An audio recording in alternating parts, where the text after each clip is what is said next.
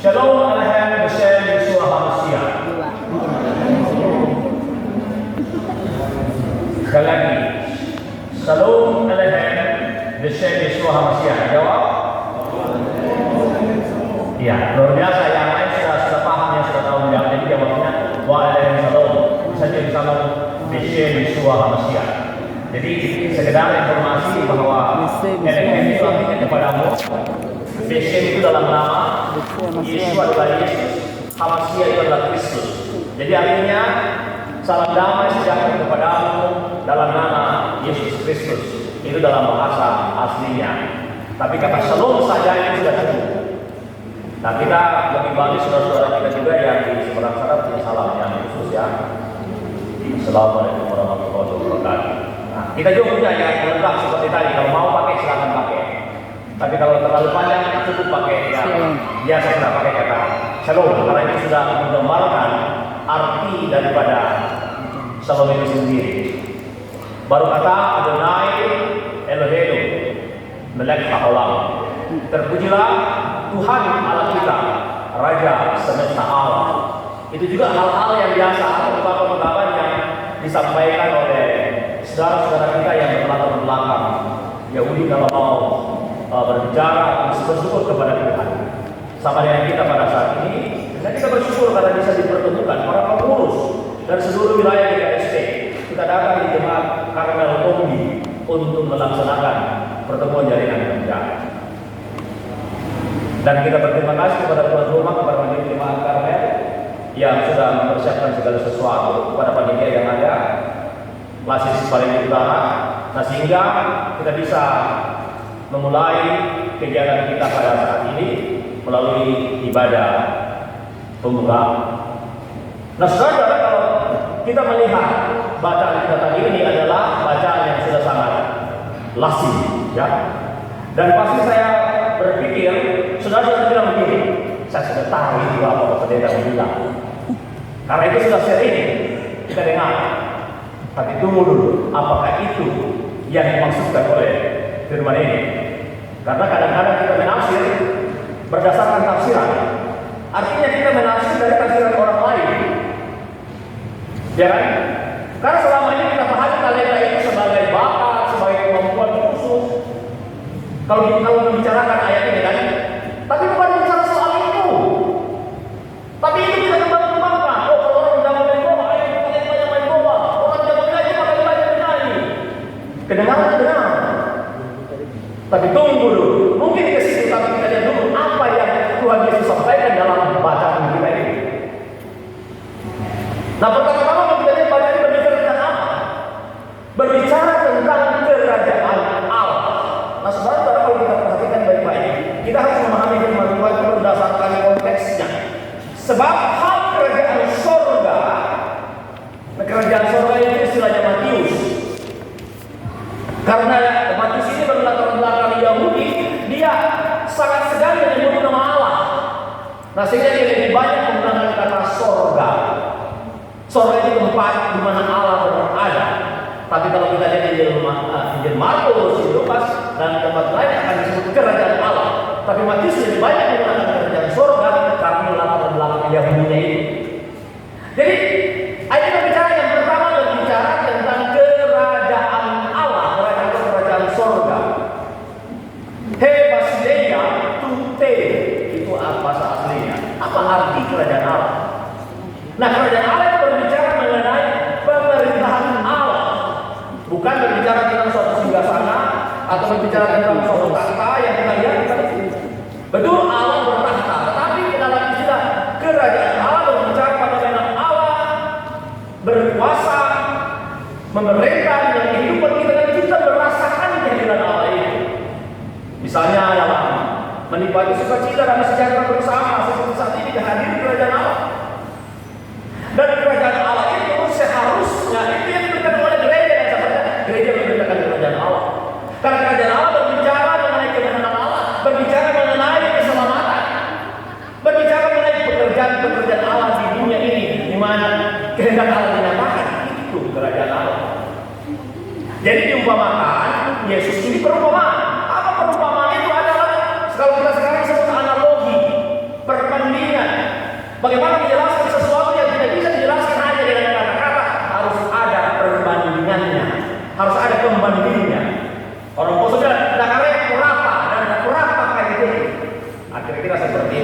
Bahasa Banda itu perokok ya, Banda di dalam aku seperti itu. Jadi ada diumpamakan. Yesus selalu mengambil perumpamaan dari sesuatu yang nyata, bukan dari sesuatu yang tidak nyata, dari sesuatu yang berlaku setiap hari. Misalnya kalau bicara tentang seorang penabur, itu sesuatu yang nyata setiap hari. Kita mengerti atau pendengar pada waktu mengerti ketika kita bicara tentang penabur. Demikian juga saat ini ketika berbicara tentang kerajaan Allah, berbicara tentang talenta, orang langsung mengerti. Artinya bagaimana kerajaan Allah itu? Yesus mulai bercerita, mengumpamakan bahwa kerajaan Allah itu seperti ini, seperti seorang tuan yang akan pergi ke luar negeri atau pergi jauh, dan dia mempercayakan hartanya kepada hamba-hambanya. Jadi yang pertama berbicara tentang kerajaan Allah dulu. Tanggung jawab gereja adalah bagaimana mewujudkan kerajaan Allah untuk terjadi dalam kehidupan kita. Gereja itu berbicara tentang apa? Berbicara tentang persekutuan orang percaya. Orang yang ditebus oleh Kristus, mereka berkumpul dan mereka disebut dengan istilah gereja. Kata gereja ini sendiri kita bersama, akar kahannya itu dari bahasa Ibrani kahal. Banding dengan kata kehilat ya, kalau kita di Israel di Haifa ada kehilat Karmel. Kehilat itu diterjemahkan dengan kata jemaah. Kahal ini yang kemudian diterjemahkan ke dalam bahasa Yunani menjadi eklesia. Eklesia yang diserap dalam bahasa yang lain seperti bahasa Spanyol iglesia, bahasa Portugis igreja. Portugis datang ke Indonesia dan kata gereja itu tertinggal menjadi istilah kita. Makanya kita pakai istilah gereja. Tapi akarnya itu kata gereja bahasa Yunani sebenarnya, yaitu iglesia yang mana iglesia itu sendiri dari bahasa Ibrani, kahal tadi. Nah apa itu? Itu berbicara tentang bagaimana Allah menyatakan kuasanya di tengah dunia ini. Nah dalam menyatakan kuasanya itu berarti ada gereja, ada pelayan-pelayan yang akan melakukan tugas menghadirkan kerajaan Allah di dunia ini. Nah bagaimana menghadirkan kerajaan Allah itu? Maka ada yang disebut hamba-hambanya, hamba-hamba Tuhan. Tadi berbicara tentang para hamba, kita inilah hamba-hamba Tuhan. Persekutuan itu adalah gereja. GKST, gereja Kristen Setengah. Bagian dari GKST itu yang disebut dengan jemaat. Sama artinya sebenarnya. Cuma lebih kecil dan lokal itu jemaat. Secara umum itu gereja. Dalam terjemahan bahasa Inggris itu tetap church. Namanya disebut church itu gereja. Nah dalam gereja itu ada hamba-hamba Tuhan yang harus mengurusi bagaimana kerajaan Allah itu harus dinyatakan di dalam kehidupan kita. Lalu bagaimana? Maka perumpamaan inilah yang disampaikan oleh Yesus. Ini berbicara tentang gereja. Yesus yang adalah kepala gereja, yang adalah Tuhan yang bersama kita, dia naik ke surga dan suatu kali waktu dia akan kembali. Makanya kita dia pergi dan lama baru datang. Kita tidak tahu kapan dia datang. Tapi dalam masa itu ketika menantikan kedatangan Yesus itu ada pekerjaan harus dilakukan untuk mewujudkan kehendak Tuhan, kehendak Allah yang disebut kerajaan Allah, dan ada hamba-hambanya. Bagaimana Allah memberikan tanggung jawab itu? Diumpamakan seperti memberikan tadi Pak, talenta. Nah apa itu talenta? Dalam bacaan kita talenta itu berbicara tentang apa? Dikatakan berbicara tentang uang. Coba kita lihat saudara-saudara, ya. Ayat 16 misalnya, segera pergilah hamba yang menerima 5 talenta itu menjalankan uang itu. Dan uang. Nah perlu kita ketahui ada beberapa jenis uang dalam perjanjian baru ya. Ada yang disebut dengan dinar, ada yang disebut drachma, ada yang disebut shekel, ada yang disebut shikal, dan ada juga talenta. Nah untuk memahami ini kita harus memahami dulu berapa nilai talenta. Banyak kan 5 talenta, 2 talenta, 1 talenta. Cuma 5, cuma 2. Tapi tunggu dulu berapa nilainya. Nah kita akan mengatur berapa nilai. Nah 1 talenta, kalau kita memeriksa kamus Alkitab, 1 talenta itu nilainya adalah 6.000 dinar. 1 talenta nilainya 6.000 dinar, bisa dicatat. Upah atau gaji setahun adalah 300 dinar upah setahun, gaji setahun. Kalau benar kerja, ya kalau sekarang misalnya ASN pada masa itu gajinya berapa satu tahun itu? 300 dinar.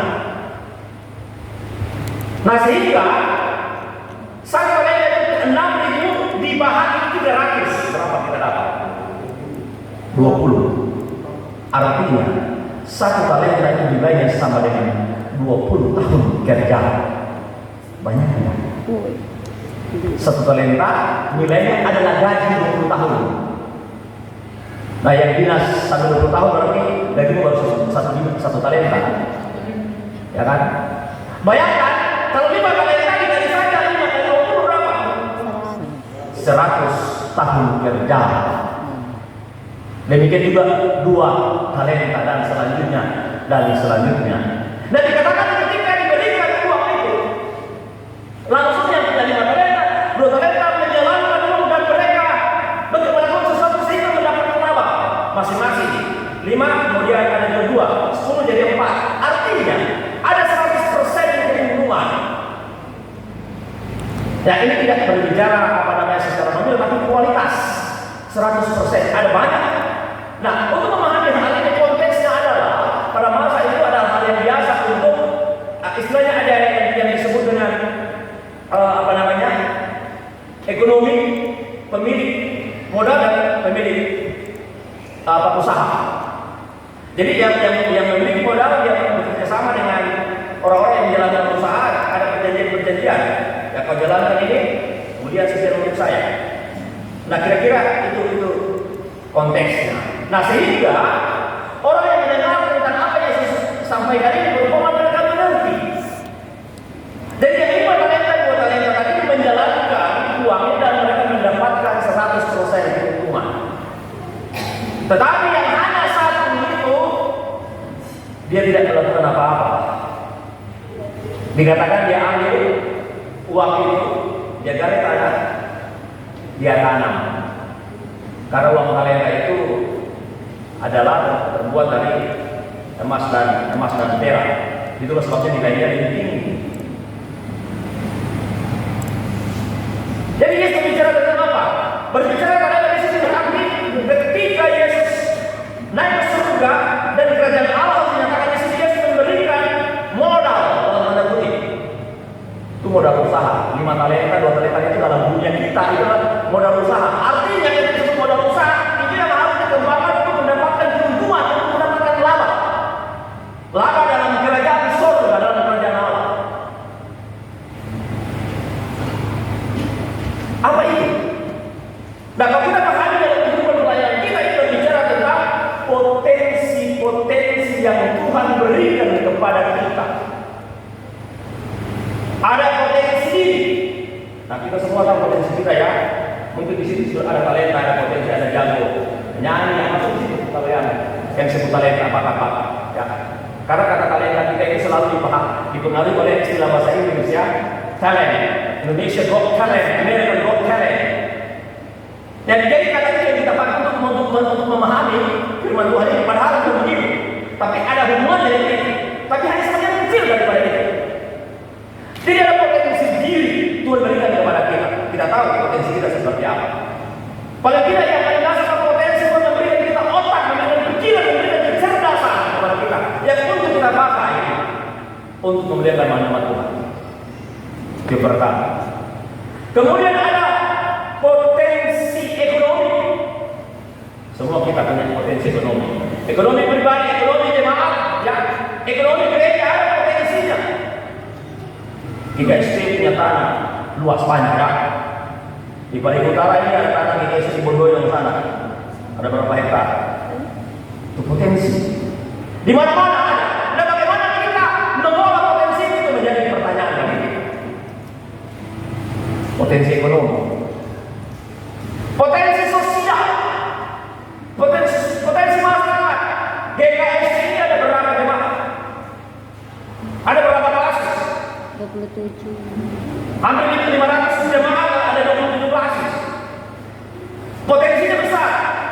Kalau kita manfaatkan potensi ini, bagi kita lihat bagaimana kerajaan Allah dalam arti bagaimana Kristus dimuliakan melalui kegiatan-kegiatan kita itu akan kelihatan. potensi Bapak Ibu Saudara, talenta ini. Ada orang yang memahami dia punya potensi dan dia melakukan pekerjaan-pekerjaan sesuai potensi diberikan. Diberikan tanggung jawab, berdasarkan potensi diri diberikan tanggung jawab dalam kepemimpinan besarnya, dalam kepengurusan. Yang kedua, sekretaris, bendahara, anggota lain dan sebagainya. Itu adalah tanggung jawab yang diberikan kepada kita oleh Tuhan karena ada potensi diri dalam diri kita. Ada tanggung jawab yang diberikan kepada kita. Apa kita melakukan ini dengan baik sesuai potensi kita? Atau bagaimana itu? Pertanyaan yang baik. Dalam melaksanakan program-program persekutuan Bapa, potensi apa yang sudah dikerjakan?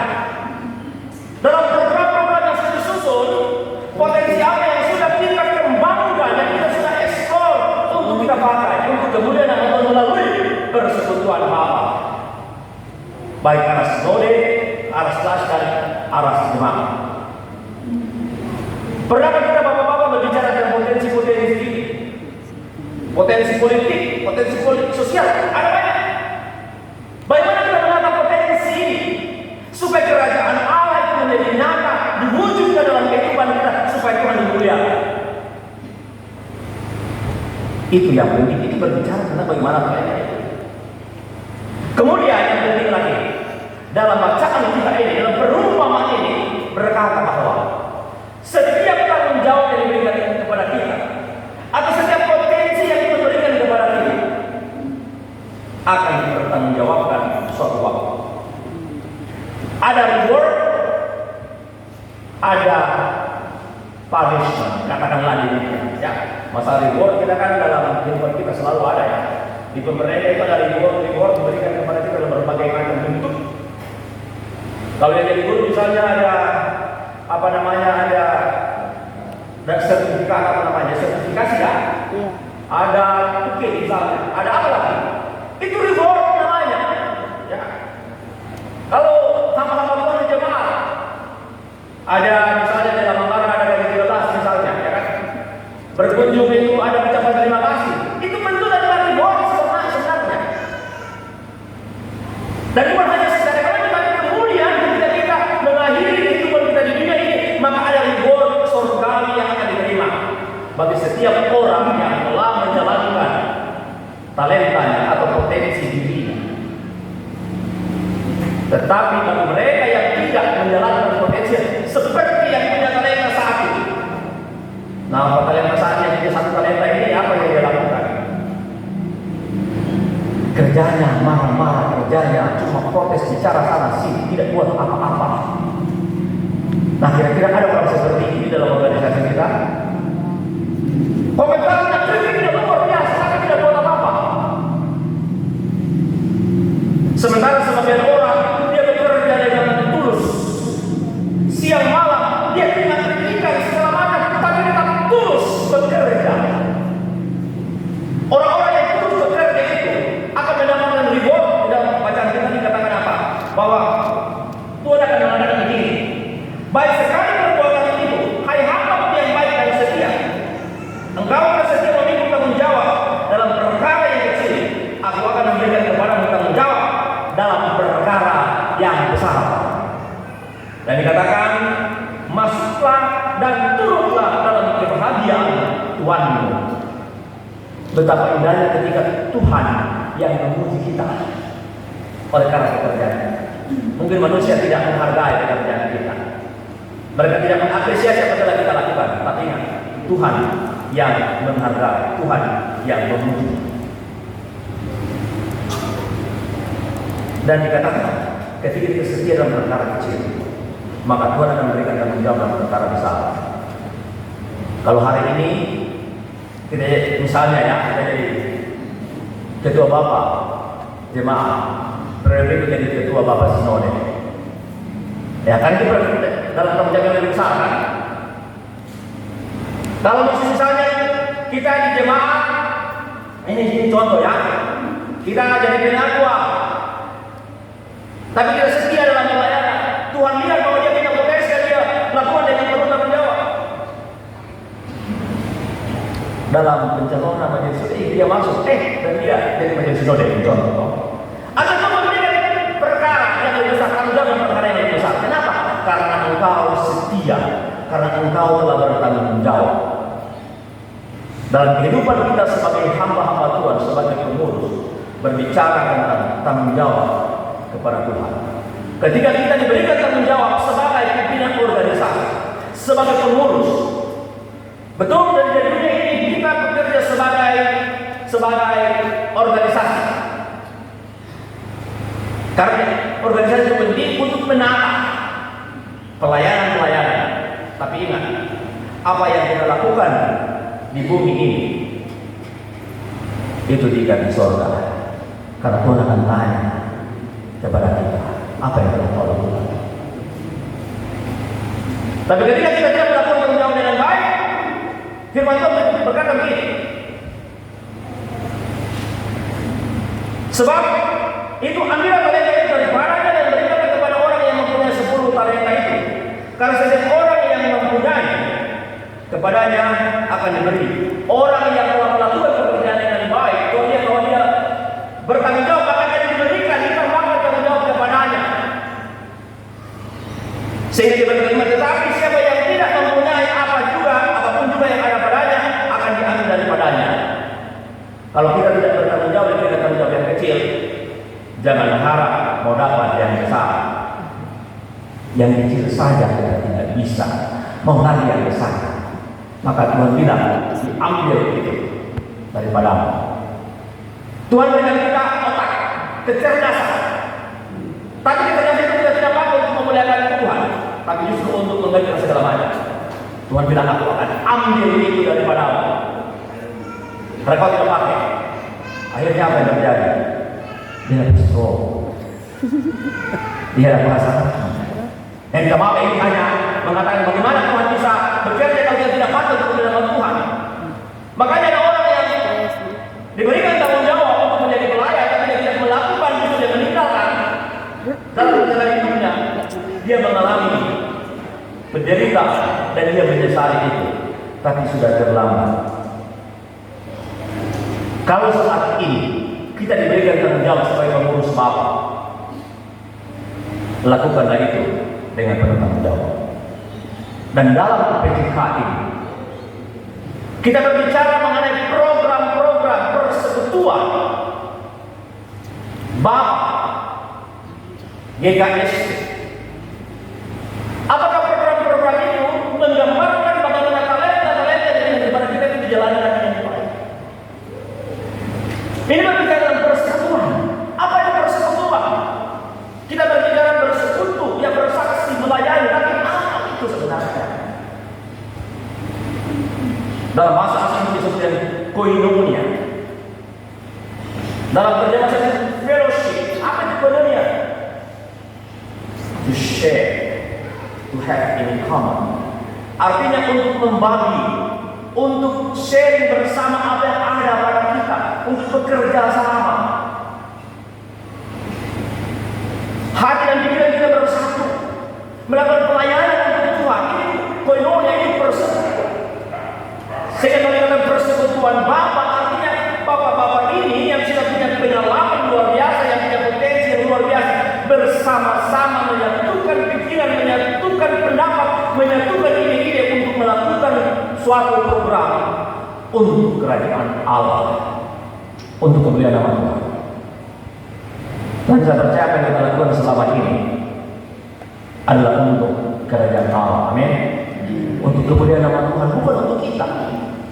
Dan kita harus bersyukur jika kita terlibat di dalam pelayanan ini.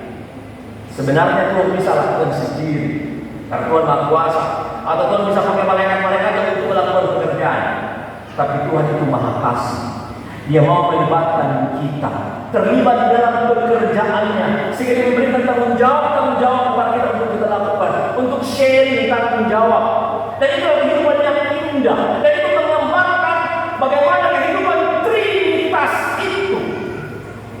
Bapa, Anak dan Roh selalu bekerja sama, karena ketiganya itu adalah satu.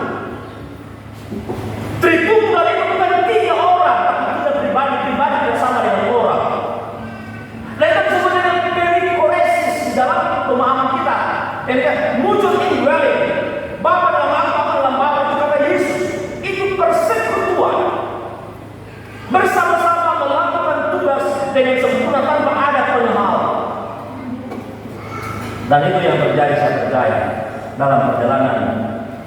persekutuan Bapa.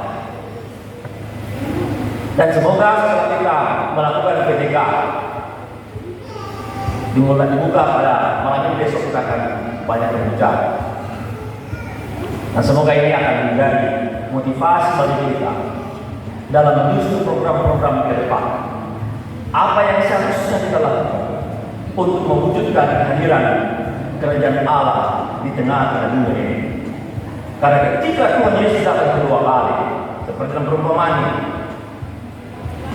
kita akan mempertanggungjawabkan tanggung jawab yang sudah diberikan kepada kita. Apakah kita jadi pengurus, jadi ketua, jadi sekretaris, jadi bendahara, jadi anggota, jadi majelis, jadi pendatua, jadi biaka, jadi kostor, jadi pianis, dan semua yang diberikan kepada kita akan kita bertanggungjawabkan kepada Tuhan. Kita akan bertanggungjawabkan dan Tuhan akan bertanya kepada kita apa yang telah kita lakukan. Dan Tuhan akan berkata kepada kita, hamba-Ku yang baik dan setia, masuklah dalam sukacita Tuhan. Betapa bersukacitanya kita kalau itu yang disampaikan kepada kita. Tapi betapa bersedihnya kita kalau ayatnya yang ke-30 yang terjadi seperti yang terjadi pada pemilik satu talenta ini dikatakan begini. Dan campakkanlah hamba yang tidak berguna itu ke dalam kegelapan yang paling gelap. Di sanalah akan terdapat neraka dan tertak dingin. Itu simbol daripada neraka. Sedang mengatakan ada sanksi, katakan demikian, ada hukuman bagi mereka yang tidak melakukan tanggung jawab dengan baik. Jadi tadi sangat ada reward dan punishment. Jadi ketika kita diberikan tanggung jawab, ingat bahwa kita tidak bertanggung jawab kepada ketua, tapi kita bertanggung jawab kepada Tuhan. Karena ketua juga bertanggung jawab kepada Tuhan. Kita tidak bertanggung jawab kepada manusia sebenarnya, tapi kita bertanggung jawab kepada Tuhan. Kalau itu yang ada dalam pikiran kita, dalam hati kita, maka kita akan menjalankan tugas dan tanggung jawab yang diberikan kepada kita dalam gereja dengan rasa takut, dengan ketulusan, sehingga tidak akan ada yang mengeluh. Tidak akan ada yang orang saya yang disuruh. Kalau yang orang suruh saya, ya kan? Bersyukur kalau masih disuruh-suruh. Kalau orang sudah mau suruh, ya kan? Nah, kita bersyukur kalau kita masih dipakai. Artinya Tuhan masih mau pakai kita. Dan kiranya apa yang kita lakukan dalam PJK ini dan juga dalam menjalankan program-program yang akan datang, kita mengingat apa yang saya sampaikan dalam bentuk firman Tuhan pada saat ini, bahwa semua pekerjaan yang kita lakukan itu adalah untuk kerajaan Allah. Gereja bertugas memberitakan kerajaan Allah dan mewujudkan kerajaan Allah untuk tercipta di dalam gereja. Dan dalam gereja itu ada hamba-hamba Tuhan, pelayan-pelayan Tuhan yang sudah diberikan potensi-potensi untuk mewujudkan kerajaan Allah itu. Dan lakukanlah itu dengan penuh sukacita, karena semua yang kita lakukan tidak akan sia-sia. Selalu ada reward, selalu ada juga katakanlah punishment. Tapi ini adalah motivasi bagi kita untuk selalu setia dalam pelayanan. Dan ketika kali ini akan berbicara tentang kesetiaan dalam pelayanan, sudah sampai di mana kita bekerja, apa yang kita capai, evaluasi kita lakukan, dan itulah yang akan menjadi kemuliaan nama Tuhan dan kerajaan Allah akan terwujud dalam kehidupan kita. Terpujilah Yesus. Amin. Barangkali masih ada yang